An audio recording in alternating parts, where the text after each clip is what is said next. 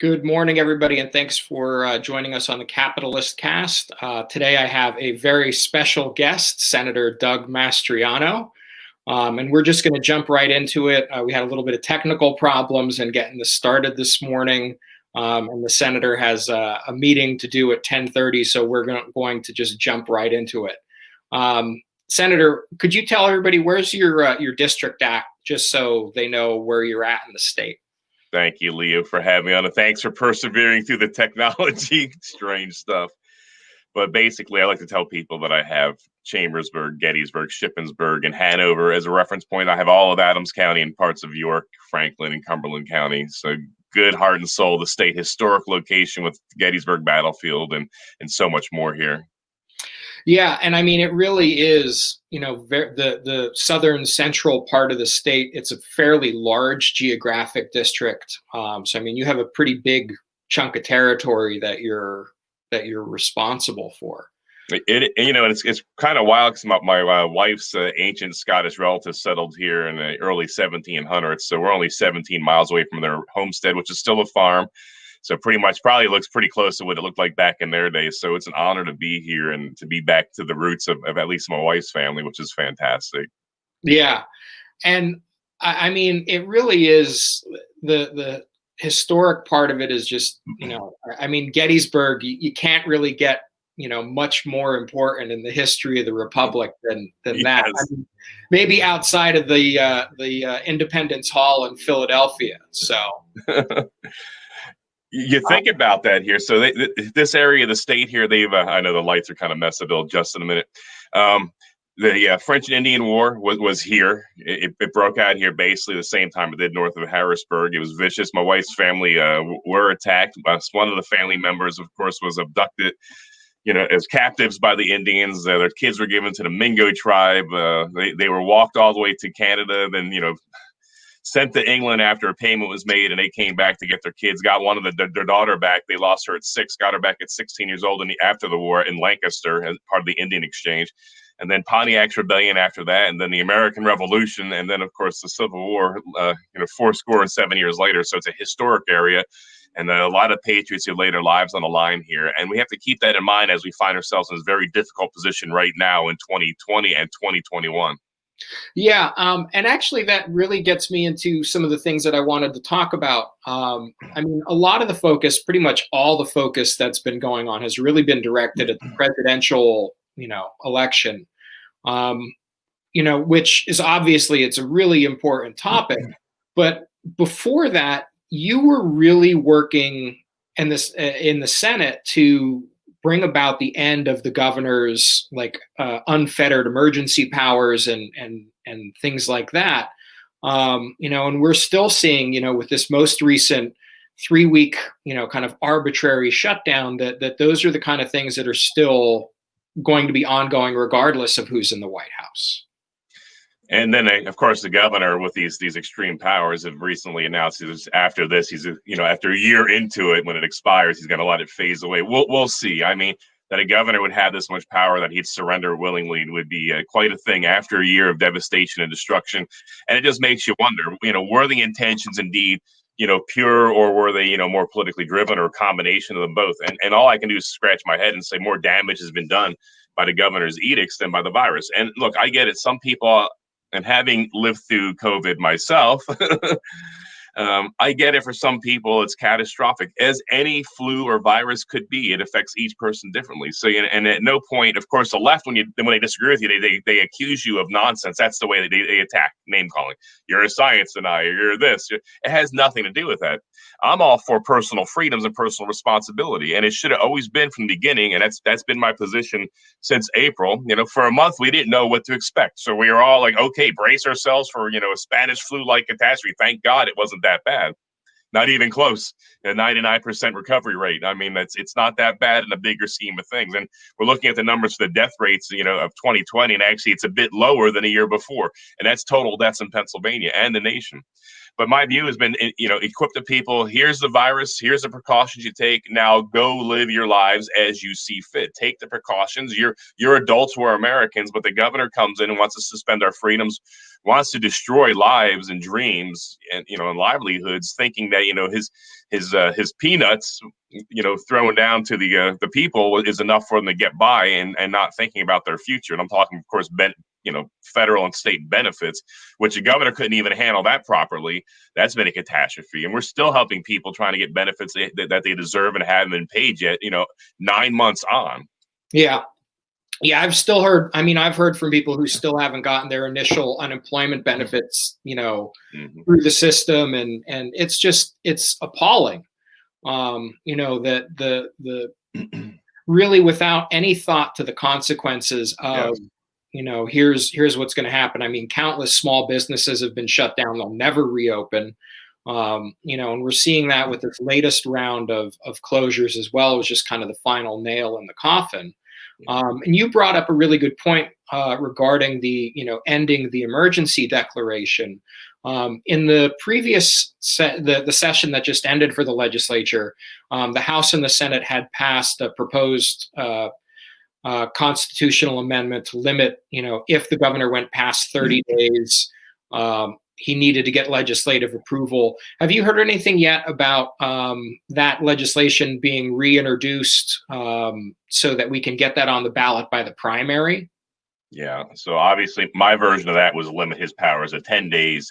Yeah. The final compromise was 21 days, and that's a good one. That's not bad, and it forces a simple majority vote in the House and Senate to renew that, instead of the governor on his own unilaterally, updating the emergency orders, which has allowed him, without any accountability, to march forward without dealing with the General Assembly. And so it will be brought up here, when we're back in session here in the next month or two. I don't have a time on that yet, but yes, that's why we worked really hard. Senator Kim Ward led the charge on this one, and it's going to get done. This is never going to happen again. As soon as we have this constitutional amendment, you're absolutely right. After we pass it in the House and Senate a second time, then it goes before the people, and it does not require the governor's signature, because it's a people's referendum in effect. Yeah, and I think that it's also important to note, the obviously the COVID thing is the declaration that most people are aware of, but the governor also has had I'm not even sure what the time frame is, for over a year on opiate. He's been, consistently renewing an emergency declaration on that. And it really has allowed, the opiate declaration has been, obviously much less impactful to people's lives in terms of what powers he's had, but it's still, it throws out of balance the equal power of the branches of government. It does.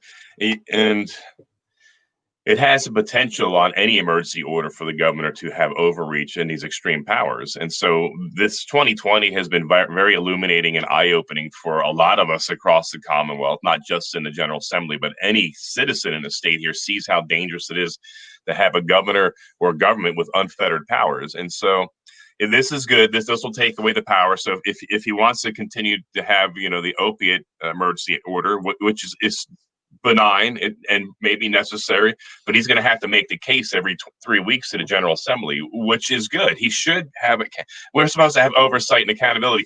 I haven't felt like, and I'm using the word feelings on purpose here, because usually I avoid that, because it doesn't matter what you feel, but I have not felt like a co-equal member of this government here for the past 9-10 months. And we have not acted like that as well, because the opportunities we've had to rein the governor in, as far as controlling the purse strings with a budget, that's like the last power we have that we haven't surrendered to him, because we surrendered the designation of the electors in 1938. What utter madness. We have so few powers as it goes.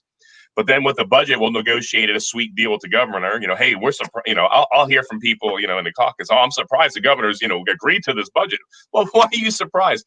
He wants the unfettered power. He's going to agree to basically what you want, and then he'll see in 6-7 months take a hike, General Assembly. And we've negotiated ourselves out of any influence in this whole situation here. We need to be doing the people's business and fighting for the people. Now, look, I'm not going to do what so many, what many of my colleagues do, and throw each other underneath the bus. I'm not going to do that. But we need to be more unified. And I will remind people, it's not just me fighting out there. You could count in the Senate 12 to 15 other colleagues who are on the forefront fighting, such as my hearings in Gettysburg, which it was historic. 25 November, 3 weeks of no action, just dithering and talking. Even some people coming out on the Republican side saying, "Oh, we see no evidence of fraud." It's like, well, who did you investigate? Who'd you ask? Did you talk to anybody? Because I'm here. Are you reading emails and messages from your constituents? I'm getting tens of thousands of notes and calls from people from across the state with hard evidence of fraud or disenfranchisement. And so finally, after 3 weeks of this, I'm like, we need to do a hearing. That's exercising our oversight power. Let's find out what happened. And of course, one of the fighters was Senator Dave Argel. My committee, committee chairs don't need to ask permission from anyone in leadership to hold a hearing. That's our job. And hearings can matter. And we saw how the hearing that I conducted did matter. But it was not my committee I used because my committee wasn't a good fit. My committee, of course, is intergovernmental operations, which is, slicing bureaucracy. What that has to do with voting fraud and, voting irregularities, really nothing. So I asked Senator Dave Argel, who has a Senate Policy Committee, the night before, this Tuesday before Thanksgiving, "Hey, Dave, I want to hold a hearing in Gettysburg. Can you share it with your committee?" And 90 seconds into the conversation, "Of course, Doug, I'll do that." So whatever his plans were, he set them aside for his state and for his country, drove to Gettysburg, allowed me to use his committee and his staff in collaboration with my staff to hold that hearing. And it was a great hearing. It was a perfect hearing because that's how hearings are conducted. You conduct them where the people are. Doesn't matter. It was in a hotel. I've done them in hotels, businesses where they've done churches and American Legions. You go where the people are. The left, of course, doesn't like the hearing and the findings, so they want to criticize, how it was executed. It was executed perfectly, and it changed the entire conversation. But I'm just saying all this to point out, Senator Dave Argel could have said, "No, Doug, it's not convenient for me." So he's and there's so many of Senator Kristen Phillips is on the front line of freedoms. We all have our different. My style is more, of course, different than theirs, but I just don't want people to think that there's only one person fighting in the Senate, because there's not. There's a lot of good fighters both in the House and Senate, and we know who they are. Frank Ryan, world-renowned CPA, looking at the numbers, looking at the statistics from our own Secretary of State, Kathleen Boockvar. And guess what? We have a 205,000 voter deficit. More votes were counted than actual voters using Boockvar's own numbers. That is a catastrophic finding. But then, here we go. Of course, we sign a letter, outrage, notifying, of course, the president and other people around the nation that this matters, that our election is at question, needs to be investigated and audited. We need to slow the train down because the governor and Boockvar rushed to judgment. Perfect election, nothing to see here. And we know the truth. Even like 20-30% of Democrats in Pennsylvania are like, no, there's something wrong here. And but then to have members of our own caucus say, well, and use Kathleen Boockvar's response. So it's like, those numbers aren't accurate. It's like, well, those are your own numbers, Secretary of State. So why can't we get our stuff together on our own side here? That's one thing I do admire about the Democrats, that they tend to be generally very united in purpose and effort. And I get it. We're all independent thinkers on the Republican side. We don't line up and just drink the Kool-Aid kind of thing. I'm being facetious on purpose. But at the same time, on an issue so clear, where there was a lot of problems in the voting, and for colleagues to come out and say, well, I saw no evidence of fraud. It's like, did you watch my hearing? Did you ask any of the 13 witnesses that I had there? Did you go down and, are you responding to your constituents that received 6 and 7, requests for, mail-in ballots? And so that it's just laziness or a lack of intellectual curiosity. I don't know, but we have a problem in Pennsylvania. It needs to be fixed, and we need to be concerned about it and do something about it. Yeah, and I think that brings up a really good question. So how do we take a look at the results of the election, we take a look at the process and what has happened. What is the role of the legislature in ensuring that something like this doesn't happen again? That we don't have disagreement between the county numbers and the state numbers, and all of the things that we've seen. How do we fix that? Like, what can the legislature do in order to prevent something like this from happening in the future? So there's going to be a bipartisan committee. And I know, people, please don't roll your eyes, because these committees and these hearings do have the potential always to fix things. And so as you saw, any hearing that I've conducted, and I've led several as a committee chair, It's to find out what the heck is going on and then come up with resolution, ways to fix it without making the problem worse, in the General Assembly in Harrisburg. And every hearing we've had, I've come away with a list and an approach, and we try to implement and execute that. And at least it's informed the people of what's going on. And so there's a bipartisan committee going to put together, a special committee to do an audit or a review, not an audit, but a review of what happened behind us here, and then come up with recommendations legislative wise. It's going to be bipartisan, so it'll be interesting to see, it's bold action is needed to ensure that one legal vote counts. And, Leo, I've said this many times, and it's not hyperbole. And even the president, has tweeted this. I heard from a young man. It's funny to be called a young man in, my late 50s.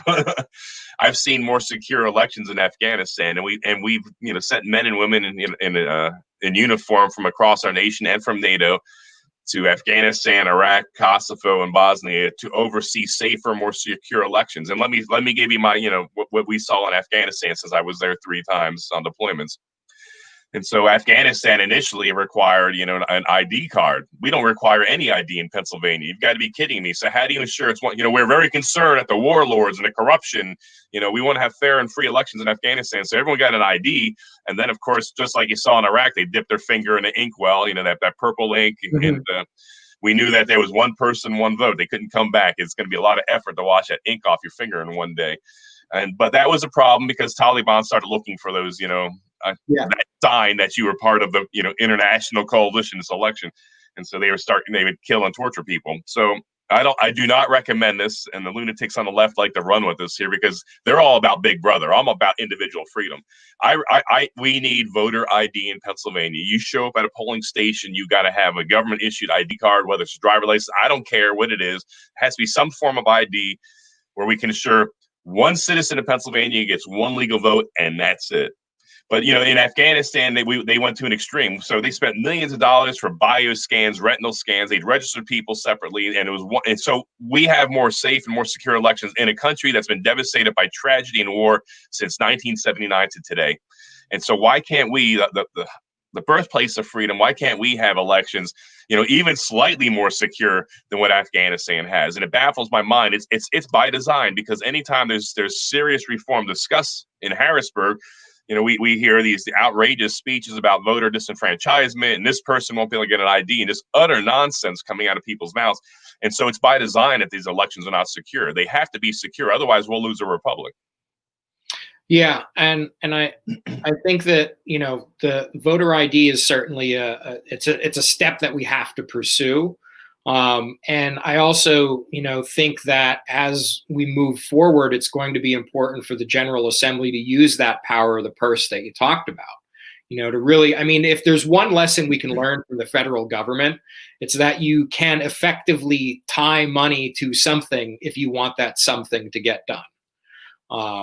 If you don't do X, you don't get your money. And if you, get the money and turns out you didn't do X, we take the money back. And I think that that's, certainly a strategy that we need to look at as it relates to the counties, because as you noted, on the intergovernmental operations, this isn't just a state issue. This is an issue where we have county oversight. We have oversight just kind of all over the board, as to where the reforms need to be coming from. It's obviously an extremely serious matter, and the eyes of the world and nation are on Pennsylvania and a handful of other states across the nation because of what happened on November 3rd. And I get it. Some of my puritanical friends on our side of the aisle, not just in the general populace, I call them the Puritanic Republicans. They want to blame it all on Act 77, and that is just ridiculous, because Act 77 had its issues, but was corrupted by a Supreme Court that rewrote the law. And so the Texas case, which I was part of the amicus in favor, which I have standing in Pennsylvania, by the way, Supreme Court justices. But anyway, it pointed out the fact that even Pennsylvania's voting laws and constitution were violated when the Pennsylvania Supreme Court added 3 days on voting, for mail-in balloting. And they took away the requirement for matching signatures. So any safeguards we had was ripped away by a renegade court that started legislating from the bench instead of implementing and enforcing law. They wrote law, they changed law. So the Texas case, if it would ever be heard by the U.S. Supreme Court, I think we'd prevail in the end, because our own constitutional controls were violated by the Supreme Court of Pennsylvania writing new laws. I mean, when you have a situation where you go to bed and President Trump's up, by 700,000 votes, and then overnight 570,000 complete votes are dumped for Biden, with only 3,290 for President Trump at the same time period. We talked about Frank Ryan's 205,000 deficit voters using Kathleen Bookvar's own numbers. There's nothing to dispute that. She has to demonstrate why her numbers are wrong. I don't know why either Republicans would attack Frank Ryan. He is a world-renowned CPA. He's a subject matter expert on numbers, and got questions, ask him. Don't vent your spleen publicly if you disagree with the numbers. Talk to Frank Ryan. Look at his slides. I spent an hour, online with him on a Zoom meeting, and I was convinced, and I would not have put it in my letter to the president or to the attorney general of the U.S. if I thought it was suspect. Look, I'm a retired Army colonel. My signature, my word is my bond. And if I put something in a memorandum, it's not for political gain. It's because I believe those numbers are accurate. And it's up to Wolf and Bookvar to prove me wrong. If I'm wrong, Bookvar, call me up and tell me why. I'll note that nobody from the administration's called me up to question these numbers. They come out with these talking points. They don't have to call me up because the media just parrots what they say. I mean, there's no intellectual curiosity from the media out there, the legacy leftist media. There's so few journalists anymore. They run with idiotic things, these unsubstantiated claims of fraud. Okay, so what? And there's always these adjectives anytime they talk about the problems with our general election in November. My question back to them is, okay, so who did you talk to? Did you talk to any of my witnesses? Have you done your own investigative? Of course they haven't, because they like the outcome and they're going to run with those talking points. 90,000 unidentified voters in just one county in the East. I'm not going to mention the county's name right now. That's enough to flip the election. I mean, and I have so many, 14 counties using Dominion voting machines. Why don't we have access to those machines for a full audit? We're about transparency, right? Oh, I guess not. Maybe not. One of the Frank Ryan's in one of the counties that he identified using Bookvar's own numbers for these deficit voters, counting more votes than voters that actually came to the polling stations using Bookvar's own numbers, 120,000 just in one county. I received a call from one of the Democratic counties from one of the officials, and an honest person, and this person said that the local voting officials are trying to do all they can to fix the deficit numbers, to fabricate something to take away those numbers. And so, of course, you can play the numbers, but where's the accountability and oversight? That's our job. And so the way ahead is this bipartisan commission is going to look forward looking, obviously looking back what happened and how to prevent that in the future. But I don't think, I know we can't wash our hands of what happened in the past. If there was extensive voting fraud, we need to stop the train. Maybe we should reassert our power under the U.S. Constitution, 212, which says the General Assembly decides on the electors. Why don't we? I got it in 1938. That power was handed over to the governor and Secretary of State. Why don't we take it back? Why don't we suspend that law and take it back? I just think we need a little bit more courage and a little bit more unity of effort. Why is it that any memo that points out these flaws, we can only get 8 to 15 signatures from our colleagues in the Senate? I get it. Some of these memos, there's a short time fuse on it because we're in a strange. There's little time for deliberation and discussion. You can still sign a memo even if you had issues with some of the finer points in there, and you can point that out, with your constituents later on. But I got to tell you, I put my signature when we craft these memos. I've crafted several of these here, and some of them have been 5-6 hours for colleagues to respond. Look, I check my emails all the time, and some of the more senior folks have a large staff that can do that job for them. If you think there was fraud in Pennsylvania, put your name to it. If you don't sign it. But let's not throw each other underneath the bus when your constituents start rising up in these, especially conservative areas, say, why haven't you done this? And they start, making excuses why I didn't like this part of the memo or that. It's like that misses the whole point. So you gotta admire the Democrats because they don't seem to go through this mental exercise. Anytime there's a hard issue, they seem to come together on hard issues and push forward unified. And if indeed we have we like to say, look in the mirror, we have the rule of law on our side. We are fighting for the Constitution. If that is so true, then let's come together and fight as one body to uphold the rule of law instead of, splintering and attacking each other behind the scenes. It just doesn't help us anywhere and doesn't serve the people of the state at all. Yeah.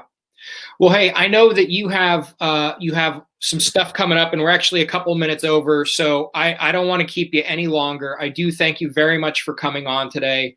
We'll definitely, as things go forward, we'll want to have you, come on again, and I can't wait to start to see what kind of legislation and what the recommendations and everything are from the bipartisan commission, as well as, just the normal business of the state.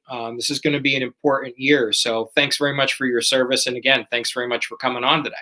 Thank you, Leo. God bless you guys. Happy New Year. Happy New Year, sir.